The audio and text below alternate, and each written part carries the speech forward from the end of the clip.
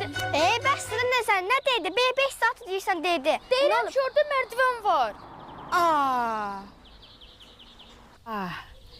Heç görün nərdivanı mən görürəm. İmkan verirlər ki, sözümü deyim. Nə gülmədin? Ne oldu burada? Heç nə, heç. Salam Rüba babacığım. Ne baş verir? Yox, heç nə yoxdur. Bu uşaq çıxmışdı ağaca, çıxıb düşə bilmirdi. Sağ olsun, bax bu uşaqlar da kömək elədi, düşdü. Bu oğlan sizin nəvəsi deyəsən. He, Allah saxlasın, Allah saxlasın. çok sağ ol. Heh, Nigar, gördün yükün kerametini. Gördüm. Murat oyun çıxardır sizə. İndi bunlar kim gəl aparacaq? Hə, indi apararıq. Rübaba nənə, Hayca. siz məktub yazıb su qabının içinə qoyub çaya atmamısınız. Ay valla nə qab, nə məktub. Mənim indi çayı zibilliyən vaxtımdır. A bala, mən heç yeri, heç nə atmamışam.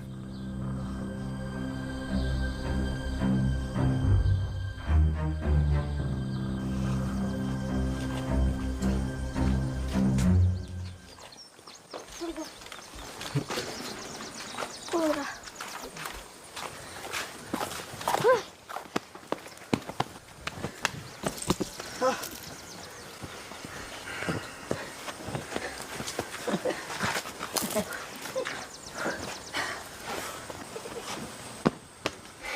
Uşaqlar yorulmusunuz, çay gətirim sizə. Yox. Yox, çox sağ olun, istəmirik. Yaxşı, günün altında çox durmayın. Keçin, oturun orada, keçin. Yaxşı ana.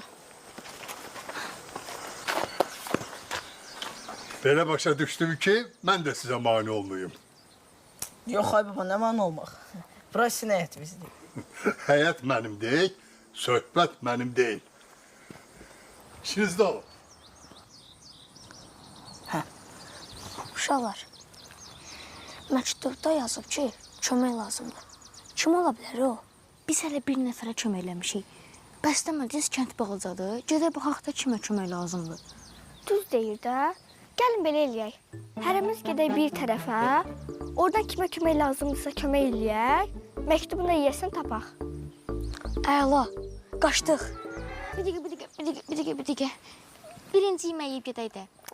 Nəzər, bəsdir də. Acam da.